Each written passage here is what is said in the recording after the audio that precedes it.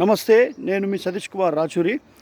కాంగ్రెస్ 2005లో ఒక బిల్లు ప్రవేశపెట్టింది పార్లమెంట్లో. దాన్ని గట్టిగా అడ్డుకుంది బీజేపీ లేకుంటే, ఒకవేళ ఆ బిల్లు పాస్ అయి ఉంటే హిందువులు చాలా ఘోరమైన పరిస్థితులు ఎదుర్కోవాల్సి వస్తుండే, బానిసల్లా బతకాల్సి వస్తుండే. ఆ బిల్లు ఏంటంటే హిందూ కోడ్ బిల్ అని చెప్పి తీసుకొచ్చారు.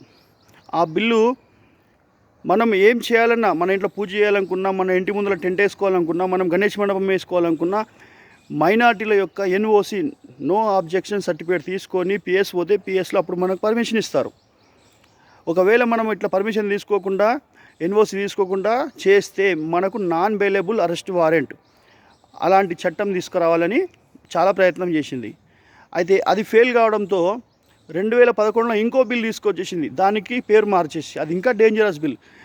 అది communal act. Okay, communal act, Hindu code bill రెండు మిక్స్ చేసి ఇదేంటంటే 10 అంశాలు ఉన్నాయి అందులో. మైనార్టీలు ఒకవేళ మన ఇంట్లో ఒక పోర్షన్ ఖాళీ ఉంటే వాళ్ళకి ఖచ్చితంగా మనం కిరాయికి ఇవ్వాలి. ఒకవేళ వాళ్ళు కిరాయికి ఉంటే వాళ్ళకి కాల్ చేయమనొద్దు. ఒక వ్యక్తి ఉత్తరప్రదేశ్లో నేను పలానా మైనార్టీ ఉన్నాను, అందుకే నాకు కాల్ చేయమంటున్నాడు అని చెప్పి పోలీస్ కంప్లైంట్ చేసిండు. ఆ వ్యక్తి ఒక కంప్లైంట్ ఆధారంగా తీసుకొని బిల్ తయారు చేసారు. మీరు ఒకవేళ మైనార్టీలు వచ్చి ఇల్లు అడిగితే కిరాయికి ఇవ్వాలి, వాళ్ళు ఉంటే ఖాళీ చేయరాదు. ఓకే, మీ దగ్గర భూమి ఉంటే దానికి లీజ్కి ఇవ్వాలి.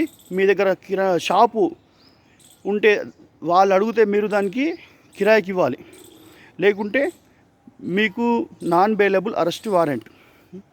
అక్కడ మళ్ళా ఒకవేళ గొడవలైనాయి అనుకోండి, గొడవలైతే కేవలం హిందువుల మీదనే కంప్లైంట్, హిందువు మీదనే కేసు అవుతుంది. వాదించే లాయర్ మైనార్టీ ఉండాలి, జడ్జి కూడా మైనార్టీ ఉండాలి. అలాంటి బిల్. అది కాకుండా మీ దగ్గర పొలం ఉందనుకోండి, ఆ పొలంని మనం వాళ్ళకు లీజ్కి ఇవ్వాలి. వాళ్ళు అడిగితే, ఇవ్వకపోతే లోపలికే. అంతేకాక వాళ్ళ దగ్గర షాప్ ఉంది, వాళ్ళ షాప్లో మనం కొనడం లేదనుకోండి, కొనకపోతే కూడా వాళ్ళు మనకు చెప్తారు, మీరు మా దగ్గర కొంటలేరు, కొనండి అని చెప్పినా మనం కొనకపోతే అప్పుడు వాళ్ళు మన మీద కేసు చేస్తారు. కేసు చేస్తే నాన్ బెయిలబుల్ అరెస్ట్ వారెంట్ చేసి మనం లోపటేస్తారు. అంటే వాళ్ళు ఇల్లు అడిగిన ఇవ్వాలి, వాళ్ళు భూమి అడిగిన ఇవ్వాలి, వాళ్ళు షాప్ అడిగిన ఇవ్వాలి, వాళ్ళు గిరాకీ చేయమంటే చేయాలి. మన అంటూ మన ఇష్టాలతో ఎలాంటి పర్మిషన్ లేకుండా, ఎలాంటి పని లేకుండా వాళ్ళ యొక్క ఇష్టం మీదనే మన జీవితాలు ఆధారపడే బిల్ అన్నట్టు.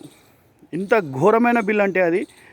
ఇంకా మీ దగ్గర ఫైనాన్స్ ఉంది, వాళ్ళు వస్తారు మీ దగ్గరికి వచ్చేసి, నేను ఒక ఆటో తీసుకుంటాను లేదా ఒక కారు తీసుకుంటాను, దాని మీద బ్రతుకుతాను అని చెప్పి అంటే, మీరు ఒకవేళ లోన్ ఇవ్వలేరు అనుకోండి, లోన్ ఇవ్వకుంటే నా మీద నమ్మకం లేదు, ఎందుకంటే నేను ఫలానా మైనార్టీ ఉన్నాను, అందుకే నాకైనా లోన్ ఇవ్వలేడు అని మీ మీద కంప్లైంట్ చేస్తే మీకు తీసుకుపోయి లోపటేస్తారు. అలాంటి బిల్ అన్నట్టు అది. అంత డేంజరస్ బిల్లు తయారు చేసిరు వీళ్ళు కాంగ్రెస్ వాళ్ళు. ఒక్కసారి కాదు, 2 సార్లు ప్రవేశపెట్టిర్రు పార్లమెంట్లో. 2 సార్లు కూడా బీజేపీ అడ్డుకుంది. ఈరోజు కాంగ్రెస్లో ఉన్న హిందువులు కూడా బానిసల్లా బతకాల్సిన అవసరం వస్తుండే. ఒకవేళ ఆ బిల్లు పాస్ అయి ఉంటే, ఒకవేళ బీజేపీ అడ్డుకోకపోతే, ఈరోజు కాంగ్రెస్లో ఉన్న హిందువులు కానీ, టీఆర్ఎస్లో ఉన్న హిందువులు కానీ, హిందువుల మీద ద్వేషం కక్కుతున్న హిందువులు కానీ ఈరోజు ఇంత మాత్రం స్వేచ్ఛగా బతుకుతున్నారంటే బీజేపీ ఉన్నందుకే. ఒకవేళ బీజేపీని మీరు ఓడిస్తే మీ యొక్క భవిష్యత్తు మీరే బొందబెట్టుకున్నట్టు అవుతుంది, నాశనం చేసుకున్నట్టు అవుతుంది. అంతే. అందుకే బీజేపీకి సపోర్ట్ చేయండి. ఇది పార్లమెంట్ ఎన్నికలు ఉన్నాయి, అందుకే కమలం పువ్వు గుర్తుకి మనం ఓటేయాలి. జై శ్రీరామ్, భారత్ మాతాకి జై.